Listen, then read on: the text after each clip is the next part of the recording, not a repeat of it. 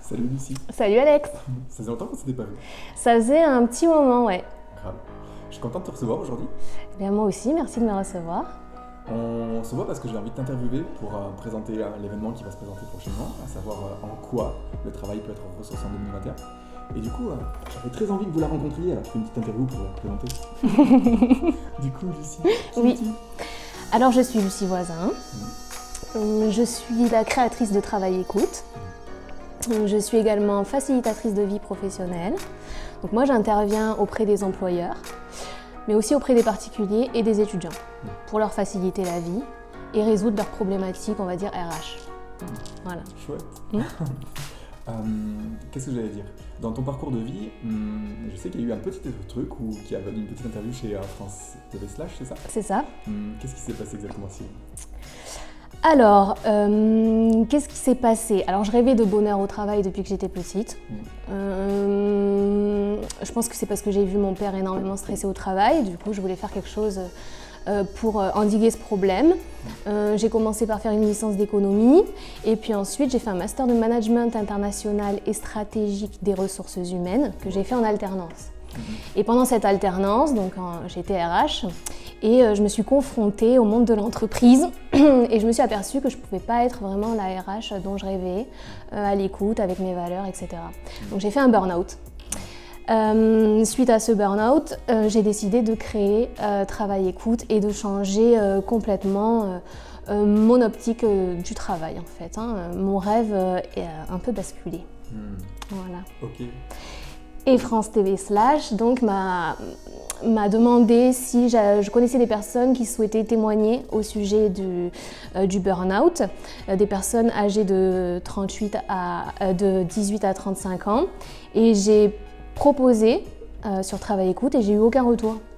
Et je me suis dit, mais pourquoi les gens ne veulent pas témoigner à visage découvert sur le sujet du burn-out?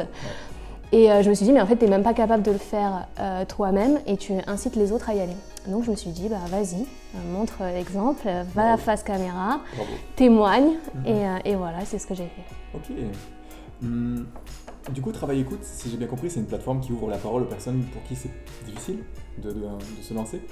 Est-ce que tu aurais quelque chose à dire de particulier par rapport à ça?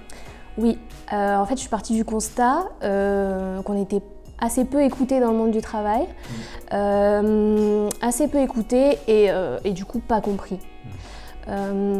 Et donc j'ai proposé cette plateforme, donc Travail Écoute, pour que les gens puissent venir se libérer, témoigner anonymement, donc soit je le partage, soit je le garde pour moi, mais c'était un moyen de se libérer de toutes ces émotions, de tous ces tracas quotidiens et d'apporter quelques conseils aussi pour survivre au travail.